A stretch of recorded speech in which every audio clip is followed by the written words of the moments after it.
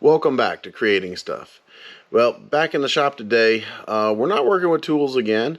I'm going to put a link to my previous video where I actually did a review of my Palomino 1240 truck camper.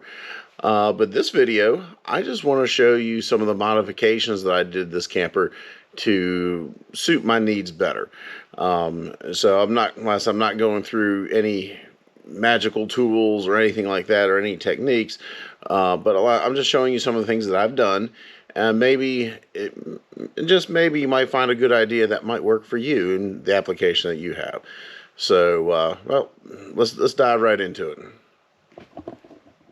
Well, one of the first obvious modifications I did was this.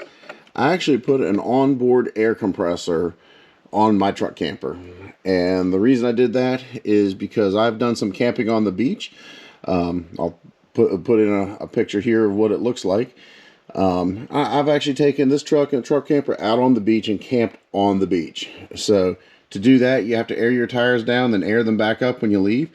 So I like to have the convenience of my own air compressor, and this actually is kind of I don't want to say a big one.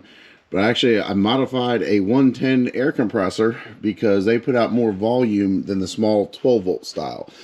So because I don't like waiting a long time to air my tires up. So, but like I said, I have a fitting here on the passenger side and one on the driver's side as well. Now I'm going to show you where I stashed the air compressor. It's a little hard to see.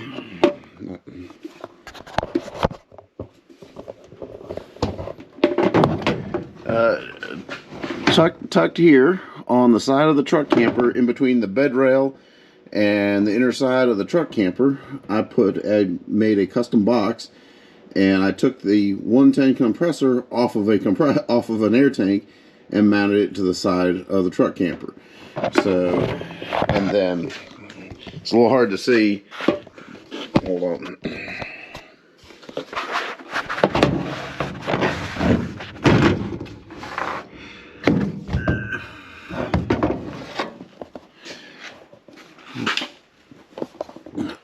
Unfortunately, a little hard to see, but like I said, the air compressor is right back there, and then I actually put an air tank right there with a pressure switch, and then I just ran the air lines up to here. So, and I know I said it's a 110 because it puts out more volume, so I can air my tires up faster. So you can say, well, where'd you get your 110? Well, I ended up putting a 12-volt to 110 inverter to run this, and I'm going to get more into that later because I actually put together a nice system that I'm very happy with, that runs this along with other things.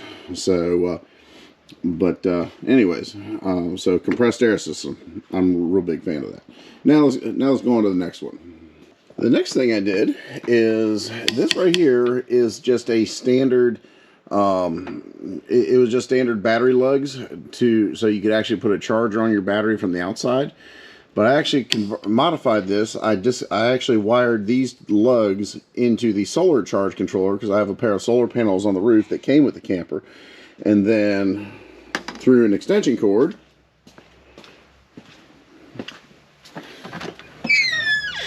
I can run a remote solar panel. So actually my truck camper had a dead battery from sitting inside the shop, so I have that set up to charge the battery back up. So that was a small thing, but that's actually worked pretty well. And now this is probably I feel is one of the most important things I've done. Looks a little worse for wear right now, just because it just gets dirty. It gets boots on it all the time. It's outside when yada yada yada. So I just meaning to get this Line-X, but this is, I call my back deck, because I always like it being comfortable when I climb in and out of my camper. So it was just nice to have a nice platform as I step out the back. And then a set of accordion stairs that came with this. They were originally mounted to there, which I wasn't a real fan. I don't like screwing them into wood. But, so this actually works very well. And because I actually made a auxiliary brace that hooks down onto the side of the trailer hitch to give that support. And then up underneath, I actually bolted it to the tailgate of the truck. Not the tailgate, I'm sorry, to actually bed of the truck. As you can see, I put stringers underneath it to give support to the footstep. There's the brace where it ties into the to the trailer hitch. So, like I said, this just makes it very convenient to makes it a lot easier to get in and out. And the stairs fold up, and then I have a chain that clips onto it so they don't unfold. And this makes it very comfortable climbing in and out of the camper. So now we're going to go ahead and take a look on the inside.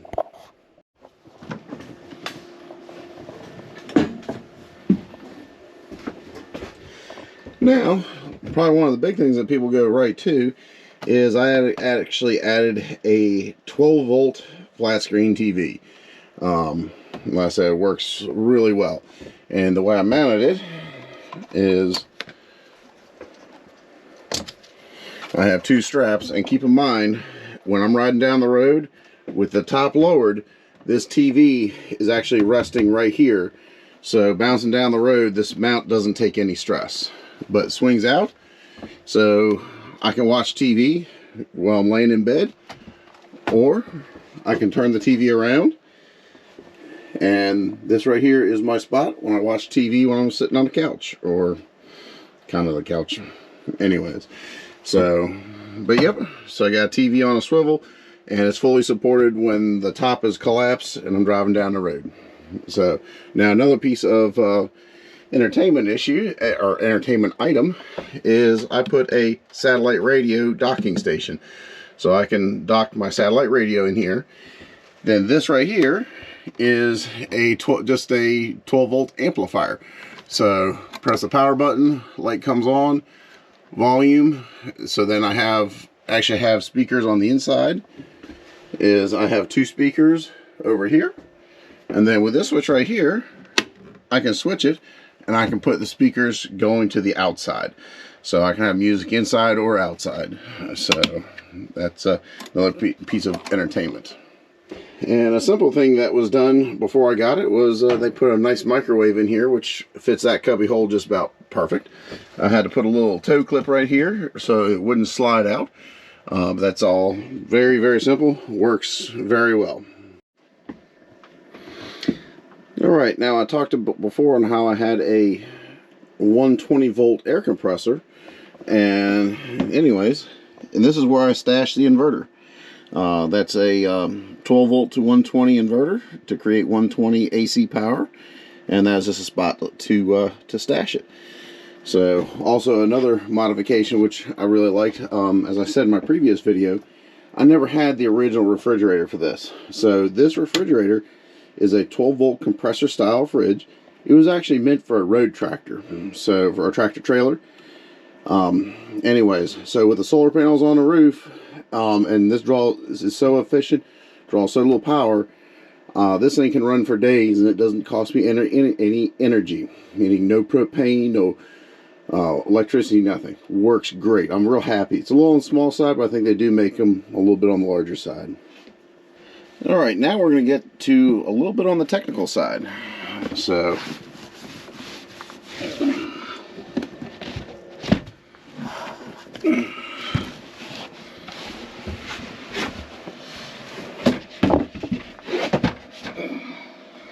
alright, in this compartment, this is my electrical compartment. I was very fortunate. A lot of the upgrades were done before I got the camper. They put the lithium-ion battery before I got it, which that battery is at the end, getting to the end of its service life, so that's getting ready to get replaced and upgraded. But that's where the inverter gets its power from. So that was added. That is the solar charge controller. It works very well, and I do have a battery monitoring system. And the nice thing about the battery monitoring system is they are app based. Victron makes some very nice stuff. So basically it tells me the current charge status of my battery, how much solar I'm getting, and very good stuff. I mean, I've very much enjoyed it. I never would have thought of using this stuff. Luckily it came with the camper, so it will be, if I ever build a new camper, it will be part of it. So, but anyway, so the Victron, the solar controller, and the battery monitoring system works very well. This is my fresh water tank that the camper is built with. And then the other thing that I did, which is this right here. This is a automatic switchover switch. I got it off of Amazon. It was actually meant for an industrial application, but I could actually buy it cheaper than I could buy an actual generator switch for an RV. Those things were very expensive. I think I got that for 50 bucks or something like that, brand new. But what that does is that provides 110 power to all the outlets in my camper, and in turn it also sends power to my air compressor. So the nice thing of it is I can turn the inverter on, and it'll automatically switch over, run off the inverter, and to run all my 110. And then if I plug into shore power, it'll automatically switch back over to run off the shoreline. So like I said, I like to build things that are seamlessly, and they work very well. That looks like a complicated mess down there, but it's really not that bad. But as long as it's not visible in daily use, it's not really a mess in my opinion. But and actually in that switchover switch, it has a whole panel with relays, because I actually have to have a relay to turn the air compressor on and off. And now I'll go ahead and show you my control panel. Now I want to point out my control panel. Is all of these switches, when Palomino built this camper, they were scattered all throughout. This switch was actually underneath the dinette. This was over by the sink. This wasn't even here. That was there. So, and I added these switches. So I really wanted to consolidate everything in the right, I wanted to consolidate everything into one spot that was convenient. This control panel right here, this actually controls my jacks to take the camper on and off. So in all honesty, this thing needs to be right here because it's easy to get to. You don't have to climb in the camper to get it. This right here, this is my controls for my roof to raise and lower. That was there all the time. I moved this over here just because I'm keeping everything located in one spot. Actually, back to the remote. This is for the wireless remote for my jacks when I take the camper on and off the truck. I added this. This was a this right here is the control for the inverter, so I can turn the inverter on and off from right there. And then these switches, some of them I added, so one of them I moved. Is that switch right there is the water pump. That's for my fresh water, for my sink, hot water here, and my shower. And the reason I put it there is because it used to be underneath the sink, and if you're sitting on the toilet and didn't turn the water on, you can't reach it from the toilet. Well, sitting on the toilet, I can reach it here, or if I wanted to use the outdoor shower, I can reach it from the outside of the camper, or for whatever reason. So it is a convenient spot where I can reach it inside or outside of the camper. This switch right here, as you heard, that's for my air compressor. Like I said, it's currently running off the shoreline because I'm plugged into shore power right now. But that's for my air compressor. That switch right there is for my battery isolator. Is basically the lithium-ion battery stays isolated from the truck charging system. But for some odd reason, like if I wake up in the morning and my battery's like way low and I don't have a lot of sun to recharge it, I can press this switch and it will charge off the truck. It does have a smart isolating relay, so meaning is if it doesn't sense that the alternator is charging, it will not connect the two. So although this switch is not connected right now, I'd have to start the engine the battery voltage would have to stabilize above 13 volts. And if it did that, then it would connect the circuit and it would charge the camper battery off it. Then vice versa is if you shut the truck off and the battery voltage drops, it'll automatically disconnect it. Very, very nice. That was actually the previous owner provided that, but he just didn't have it hooked up right and it didn't even work. So like I said, I read up on it, figured out how it worked, and got it set up. And that right there, that's just some exterior lights that the previous owner installed. I'll show you those here in a second.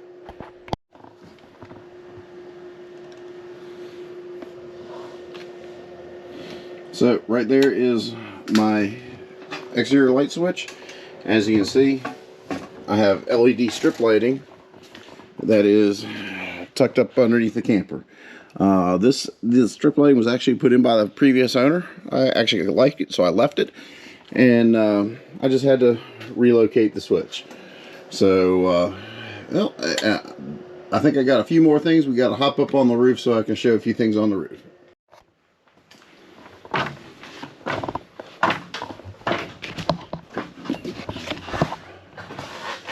All right, now that we're on top of the camper, normally anytime I'd access anything up here, the top would be down. And so, but it's currently up. Is what it is. But if you see these two long aluminum braces, I actually made that as a kayak mount. Is where I could actually load a kayak. I could strap a kayak down upside down on top of that to transport it. And unfortunately, to get it on or off is I had to slide it up over the rear. And this aluminum plate right here is so I could slide the kayak up, lay it on there without tearing up the roof. So I curved this piece of aluminum and I glued it down with a lot of glue. It's never coming back off. And made kind of a chintzy guard for that light so I don't damage that light. It actually works pretty good. And I will say those crossbars are tied into the steel frame of the roof. And I said in my other video, I was actually very impressed by Palomino's customer support, because I actually contacted them by email and they told me where I could find the steel frame made so that it runs the entire perimeter, and then I got two stringers that cross underneath to hold up the air conditioning unit. So that although this one right here goes all the way across, the one up the front, it actually attaches to the cross member for the AC. So that actually works very well. And of course, and I sealed the snot out of those holes I put in the roof, because I don't like putting holes in the roof, but I didn't have a choice. Then over here, I have some traction mats, sand ladders, mat, whatever you want to call them. They are not the expensive mat tracks. They are a cheap knockoff. I just made a mount that holds them right there, the best place I could find. And I hate to even go here, but I'll even put this out there. Is some people, I used to talk smack about them. I used to talk a lot of smack about them until I got stuck on the beach with this truck that scales in over 10,000 pounds and no winch point anywhere that I could reach. And I dropped those in front of the tires and I drove out like I wasn't even stuck. So the right situation, those things work phenomenal. I mean phenomenal. So, but they are not the expensive ones. They are the cheap knockoffs. And but they worked, and they worked well. So, but yeah, that's what I got going on top of the roof. And now I want to show you a little something that I carry to get on the roof, because you don't want to climb on here that much. But now I got to jump back down and show you some of the equipment I carry.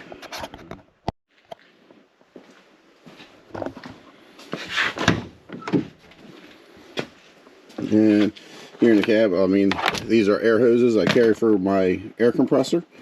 And you'll notice I carry two air hoses. And the reason being is when I'm towing a trailer, I need two air hoses if I got to reach a trailer tire. So I like going prepared. These are standing leveling blocks I use.